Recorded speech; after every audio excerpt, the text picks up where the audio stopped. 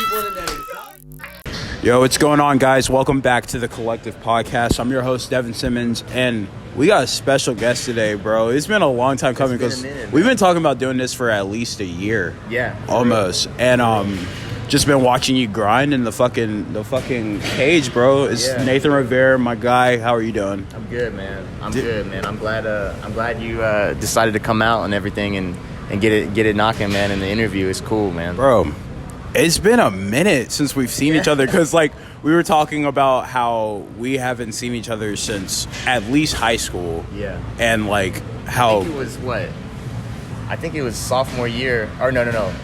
Either junior year or senior year, we had math together. Yeah. With you, me, and Jordan.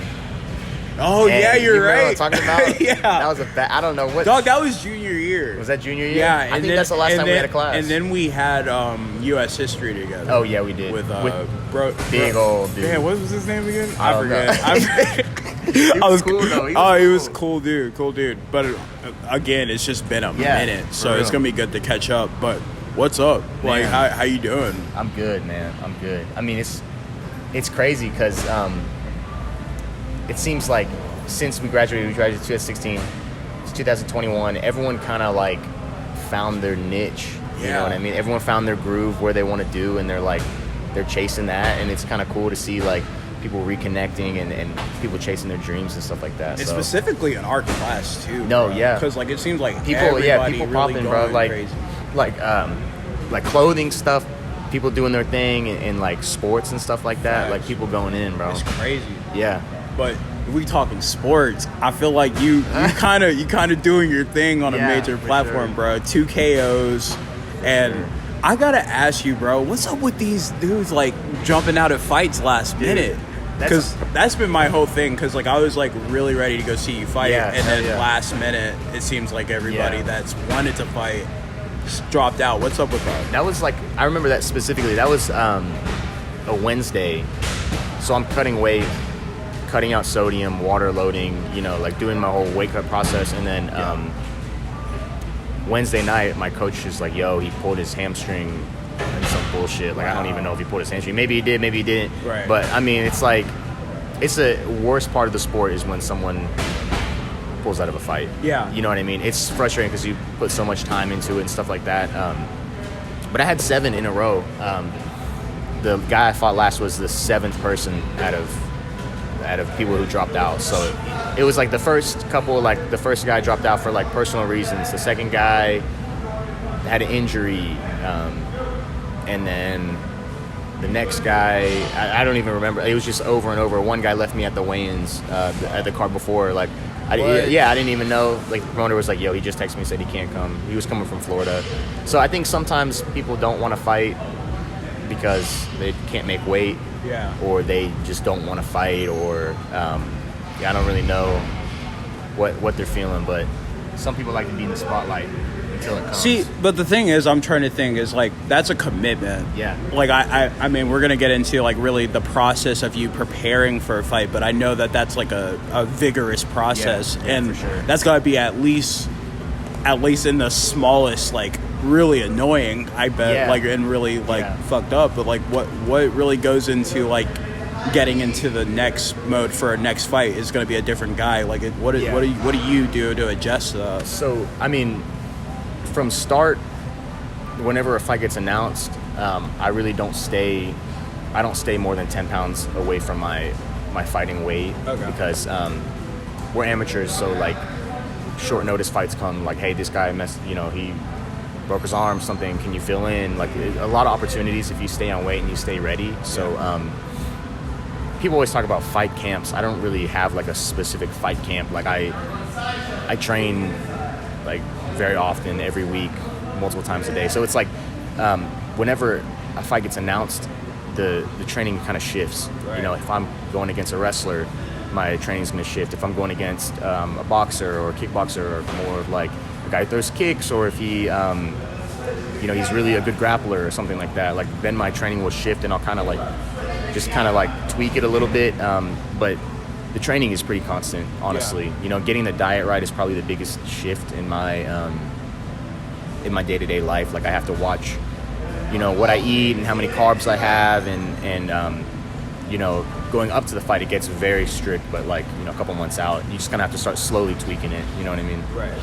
All right. So before we go too deep, let's rewind and start over and just dig into Nathan Rivera. Just like, where did this start for you? Because I knew you to be somewhat of a fighter in high school. Because like I knew you had told me about it, and I guess I never really saw it. So I was like, Nathan looks like he could get into MMA or some form of fighting. When did this start for you, and when did it start to become what it is today? So I mean, it started. I was a little kid. My parents put me in Taekwondo when I was a kid because I had so much energy and they wanted to teach me some discipline. So I did that, and then we moved here to Georgia when I was 7 and put me back in Taekwondo for a couple years. And then when I was 13, I started doing Brazilian Jiu-Jitsu at a gym called Fusion MMA. And then from there, I took a year off, wrestled in high school, came back, and I would do striking and grappling and MMA. I really wasn't it was just fun, you know what I mean? It wasn't like a serious passion of mine that I was doing it every day.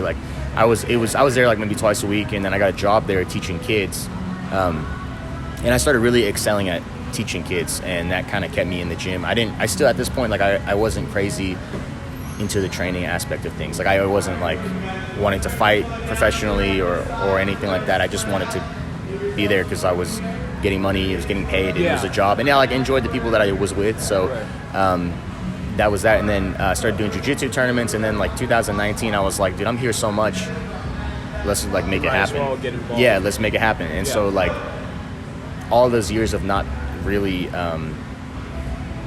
dedicating myself how I should were starting to hey, they're starting to find me. So I was going to grappling tournaments, and I was not doing very well, and I would go out to other things, and I got an MMA fight, and then after my first fight, I was like, all right, this is it. Yeah. This is it. So I start fine-tuning my diet, my sleep schedule, my training schedule, and everything, and it was kind of on from there. Yeah, because that was going to be my next question. What was that adjustment period from not doing it at all to really jumping into it? What was that tough or So it was. I mean, in high school, I thought I was so bad. I thought I was just some badass little kid, and I'm not at all. So I'm who was this? I look back, I'm what the hell are you doing? Getting into fights all the time. You don't know how to fight. To somebody who doesn't know how to fight, I probably knew a little bit, but I was getting my ass beat in the gym and stuff. Nothing. I'm you're not bad, bro. What are you doing? So, but after I stopped, coming with that type of lifestyle, you get a lot of unhealthy habits. You know what I mean? So, you stop drinking, you stop smoking cigarettes, and then you're oh wow, working out's a lot easier, and different things. And but yeah, it was definitely a shift. Yeah. It was definitely a shift. Now it's just been such a constant in my life since the first time I fought, which was January of 2020. It's just been my lifestyle since. So, I give myself 2 weeks after fights. My diet's really strict. I don't smoke. I drink maybe twice after a fight. And it's just everything changed. Everything changed, honestly. Going from not really doing it to everything you do during your days towards that goal. I remember a quote that always sticks with me every time I want to slack off or something. The quote's you're either 100% in. No, what is it? It's if you're 99% in, you're 100% out. So if you're not all the way in, if you're just 99% in, you're all the way out. So it really I was shit. You got to be all in. So everything about my life changed since then. It sounds like a really humbling experience, if anything. Man. It is, and it's crazy. I haven't really talked about it a lot. I have to close people in my family and stuff like that, and training partners and stuff. But MMA is a crazy sport. It's the highest highs, the lowest lows. And my first fight, I fought this really good fighter, and I lost the decision.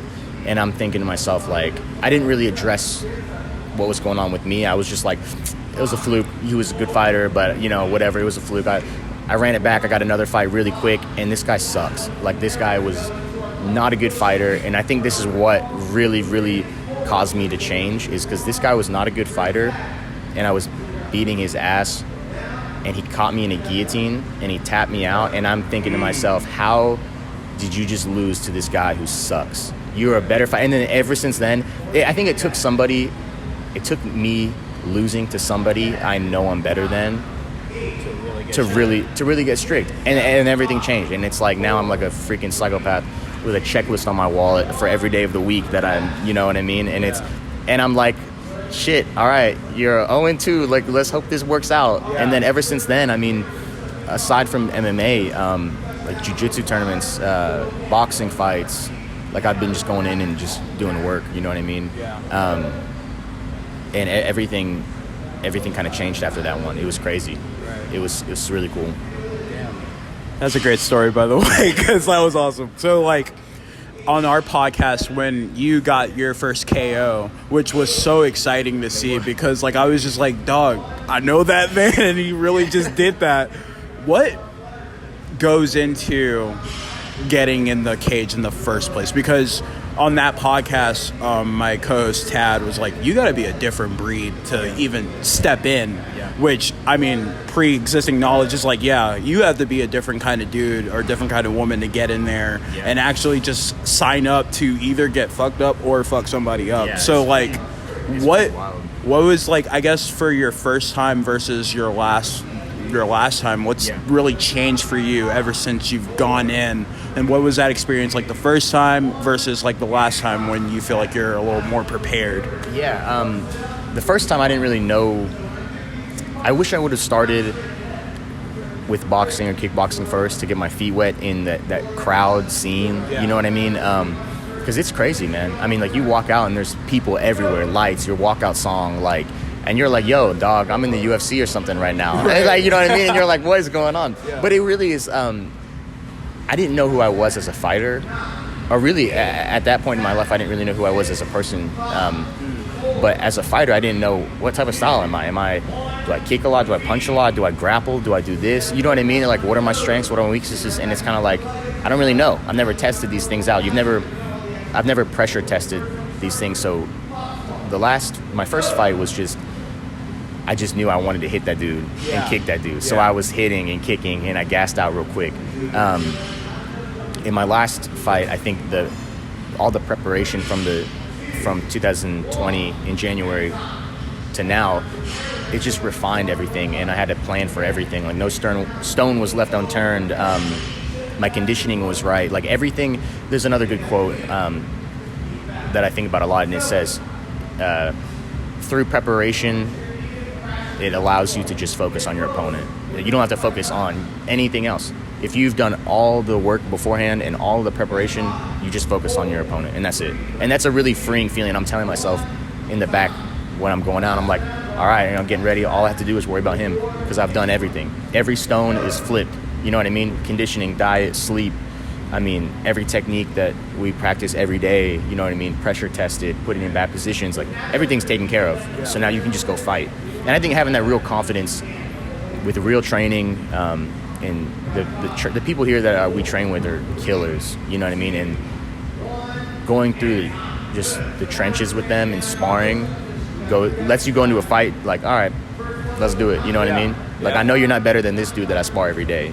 You know what I mean? So it really sets you up for success. I think, and overall, I think real confidence is a difference between the first fight and my last fight. Like, real confidence in my abilities and stuff like that. So, like, going forward, where are you, like, weight class wise? Featherweight, which is 145. I box at 155 pounds because they do the weigh-ins the same day. Gotcha. For MMA, they do the day before weigh-in, so you have time to rehydrate and stuff like that. So I'm a 145 pound MMA fighter. Okay. So, with all of that being said, like, what really is next after, like, this level of fighting? Because nonetheless, it's fighting. Nonetheless, like, it's still very, very, very vigorous and intense. Yeah. What do you see going forward as a MMA fighter, and where do you strive to be, I guess, in 5 years going forward? Okay, that's a really good question, because a lot of people don't really know, like, the progression of an MMA fighter. Right. MMA is, like, in Georgia at least, you have amateur MMA, which we wear shin guards, 7-ounce gloves, and you can't do ground and pound to the head. after 3 fights, you become advanced amateur MMA, which is what I am, and that's you can do ground and pound to the head. You have no shin guards, and you wear 7-ounce gloves. The only thing separating a pro fighter versus an amateur fighter in Georgia is you can't elbow and you can't knee to the face. Okay. So for me, like our coach wants us to have about 10 MMA fights before we go pro. So because when you go pro, your record goes back to 0-0, Right.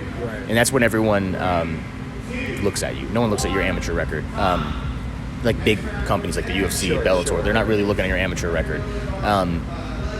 But around 10 fights is when I would go pro, and when you go pro in boxing, or when you go in pro in MMA, you can't go back to amateur boxing, and vice versa. If you go pro in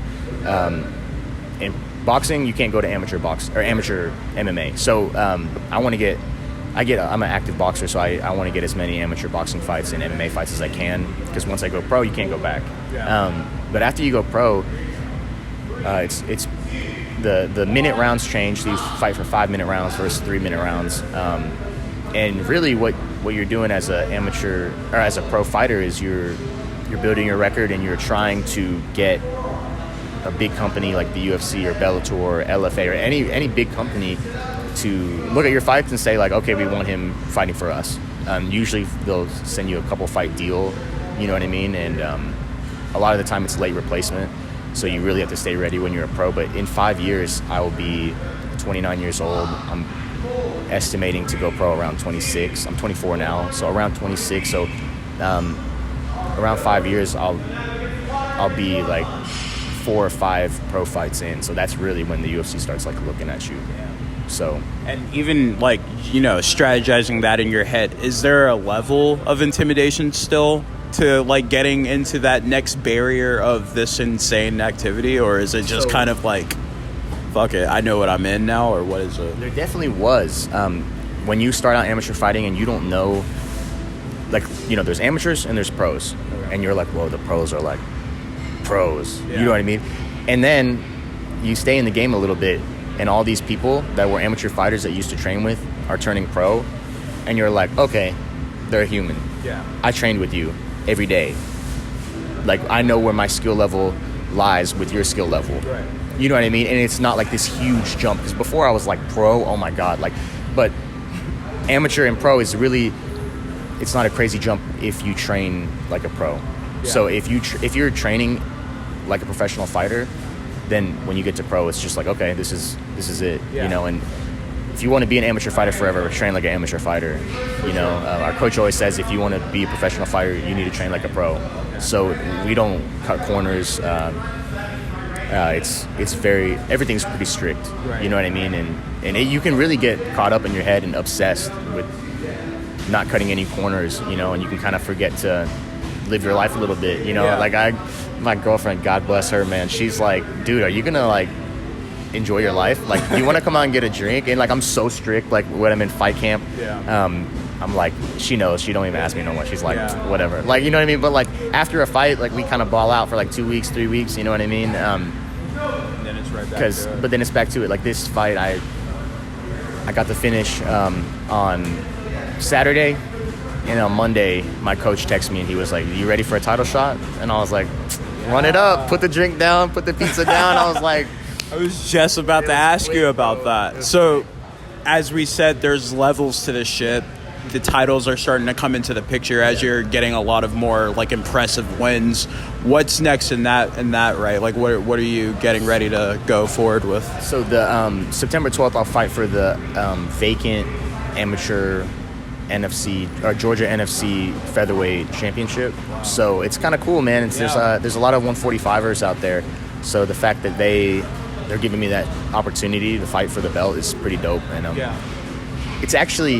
it's funny. I'm fighting a guy that I've never like known a person and then fought them ever. So it's pretty cool. And I don't know this guy like extensively, but like we both fought in the past card together. Okay. And he came up to me and was like, hey, I saw your last knockout. It was real cool. Like our matchmaker asked me if I wanted to fight you if we both do well in these fights tonight. For the 145 belt, he was like, but I'm going to 155. And I was like, oh, okay, cool. I think my coach knew about the fight offer before he told me. He didn't want to like get me thinking about it, but yeah. I guess he did know about it.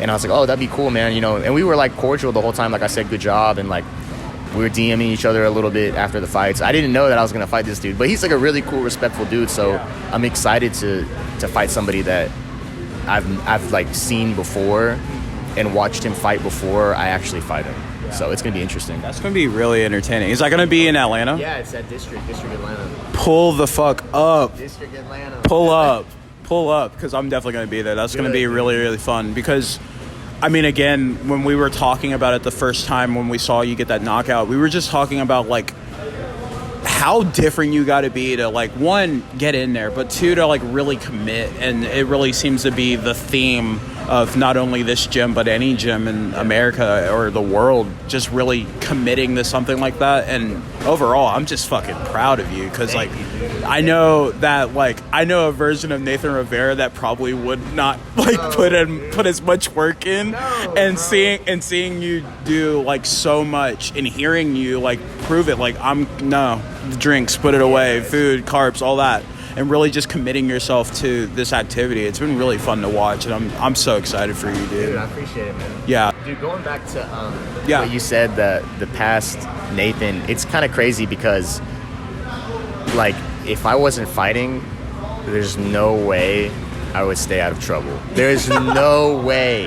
Because, like, I want to do hood rat shit with my friends. You know what I'm saying? Like, I'm trying to go do some shit because it's fun, bro. Like, to be personally with you, because the last time I, like, chopped it up with you, it was like, I knew Nathan the Rager. Bro. I'm like, I like look back at Snapchat memories. I'm like, who is this freaking kid that think he's so bad trying to fight everybody? Like, dude, I like would definitely get into trouble and would be living an unhealthy life if I was not fighting. So it's like, looking back, I'm like, oh, thank God, bro. And I just needed to focus my energy on something. And I'm like, all right, let's do it in the cage instead of out here. You know what I mean? Yeah. But so in committing yourself so much to this activity, is there life outside of fighting? Really? I mean, honestly, to kind of like break down my schedule, Mondays, I work 40-hour week job. Okay. Or 40 hours. What am I trying to say? A full-time job, pretty much. What I'm saying. 40-hour math. Yeah. Well, yeah, I work a full-time job every day. 9 to 5. So that definitely exists. But we're working from home right now, so it's kind of cool. But once I get off from work, I come here. I teach a kids boxing class. I do a private lesson with my MMA coach, and then I do the advanced boxing class. On Tuesday, I get off. I come here. I do a strength conditioning, boxing, and jiu-jitsu. Wednesday, I teach private lessons, and I hang out with my girl.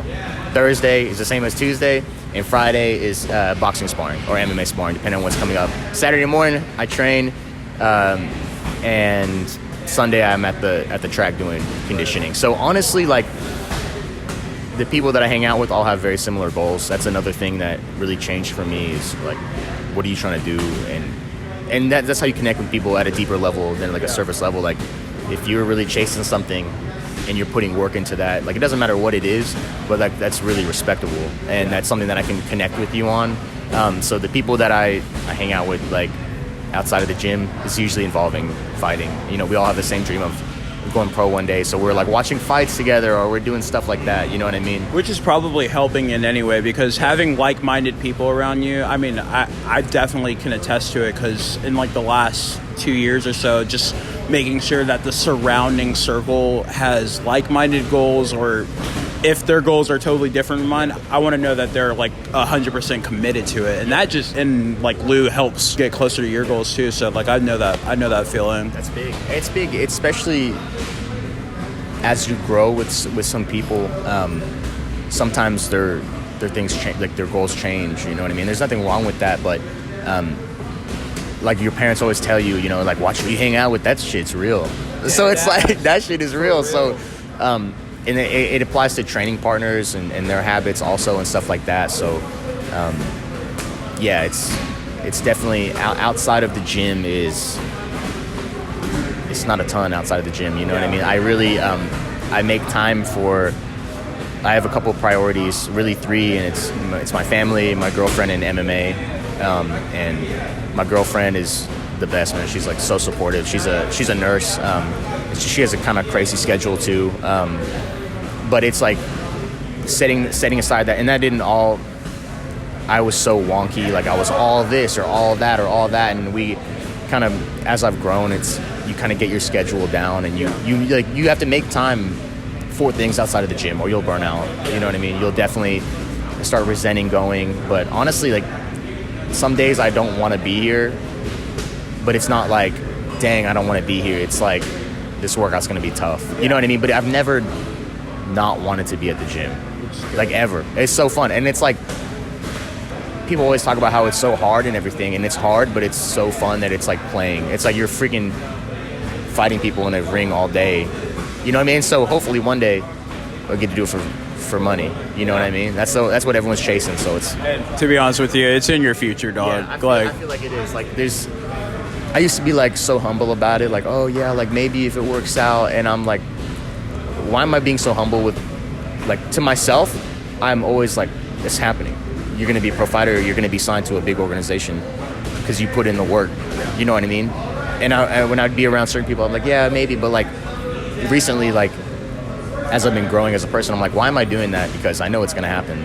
You know what I mean? And there's so many people talking shit. You know, people always say, oh, that's a fun hobby. Like, you'll never do that for money, but that's cool. Like, that's really fun. You know, and there's so many. Yeah, man. And people are like, yeah, you better quit that shit, you know, and all this. And it's just like, all you got to say is like, yeah, that's cool. Yeah. Yo, you never know, you know. But like in the back of my head, I'm like, watch, motherfucker, when I get, watch, I'm going to send you a screenshot of my UFC contract, bro. You know what I mean? And I'm like, I kind of hold those things, and it really helps motivate me. But yeah, it's pretty interesting. It's a weird game, man. And once again, bro, like I am like in awe of like the pure commitment to this activity, because like again, I don't see myself doing something like this. So whenever I see someone do it for themselves and 100% commit, that shit, it just makes me excited. You know what I'm saying? I feel the same way about, like I said, like, you know how people from high school, they're doing their own thing. Like the fact that you've been doing this podcast since 2018 and just steady and just consistent. It's really, this past weekend I met some new people, they're actors, and they're super cool dudes, and they were telling me about their process of acting, and the process is the same for if you want to be an actor or a fighter, or you want to have a podcast, like or a film crew or anything, like the process is the same. Like the consistency is needed, the passion is needed, and like the creativity is needed. And it's so cool to see your podcast popping up. Like I'm seeing local people in Marietta, like freaking all kinds of people that like collected, dude. I'm like, yo, I seen that dude. Yeah. He's popping. Yeah. Devin's interviewing. You know what I mean? Like, it's just cool, man. Yeah. So I appreciate you giving me the time to kind of talk to you about different things and stuff like that. And yeah, man, it's cool where we came from, how we building it up, man. Hey, I feel like we're gonna look back on this and be like, that shit was wild, dog. Yeah, there's another level above what we're doing right now, which is always exciting. But I'm glad you got on too, because I was like, this needed to happen. And it seems like the perfect time with you actually like really, really digging in. Yeah, exactly. So I guess my last question is kind of like a personal question for me. Not necessarily personal, but like I just like want to like dive into this activity as much as I can, because I've always loved watching MMA. But if you had to say what your qualities inside the cage would be, or even the boxing ring, whatever it may be, what would you say they are? Because in watching you, I can say, oh, Nate's a dog. Like, but like, I want to know the specifics of what really makes you stand out above, because you've clearly done that in the last year or so. Honestly, so we're at the gym that I started out from. It's called Fusion MMA, and certain gyms, they have a vibe. You know, like these guys have really good kicks. These guys wrestle really good, or these guys are really good at jiu-jitsu. Yeah. The gym that I was at, really, I had an amazing coach, Brian Hill, and every fighter out of that gym was different, because he kind of found what you were good at, and then we helped build that up. Instead of building all the same type of fighter, we were a smaller gym, so he kind of figured out where you're good, and we built it up. But we were very well versed all around. Like, we didn't really have one specific thing that we were good at. So I feel really comfortable all around. Like in jiu-jitsu, I feel very comfortable. In wrestling, I feel very comfortable. Striking, kicking, punching, I feel very comfortable.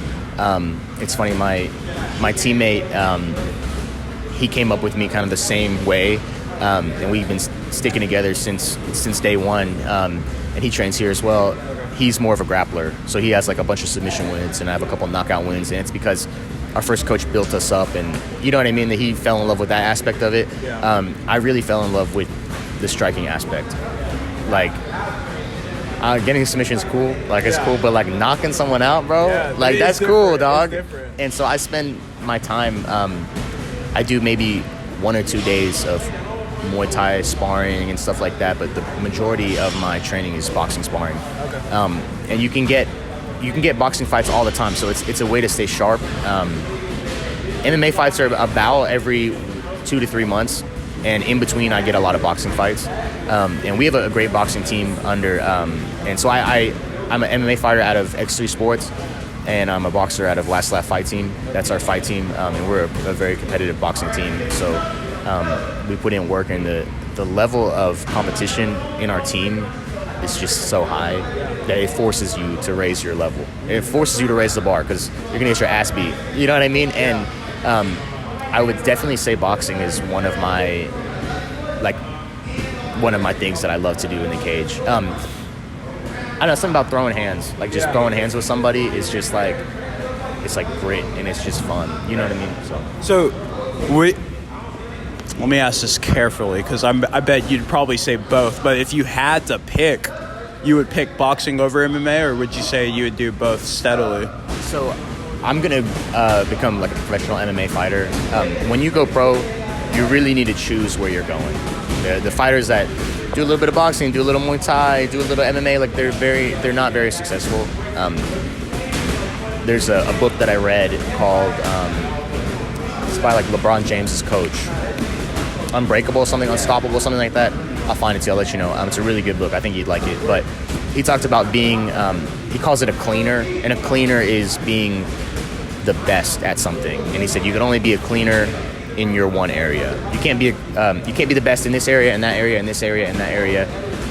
So he's like, pick your thing that you're going to be the best in and be it. And that for me is going to be MMA, just because I put so many years into training and jiu-jitsu, and boxing is really fun. And I love boxing so much, and that's all my training is pretty much, not all of it, but like 50% of my training is boxing. I fell in love with that type of sport, but there's nothing like being on top of somebody and hit. Like in MMA, like you can get up, like if you knock someone down, you don't have to wait for them to get up and give an 8 count, 10 count, whatever. Like MMA, if you rock someone and they're down, you can go finish it. You know what I mean? So I definitely love MMA. And we fight in 7-ounce gloves. When we go pro, it's 4-ounce gloves. Like cracking somebody with a 7-ounce glove versus a 12-ounce glove as an amateur is different. So it's cool. Awesome. Well, thank you again, bro. This has been so fun, and I'm really, really excited. And you have a fight September 12th? Yes. September 12th. September 12th. So be sure to check that out. Nathan Rivera, he's really, really dope. And we'll see you in the next episode, boys. Peace. Seasons.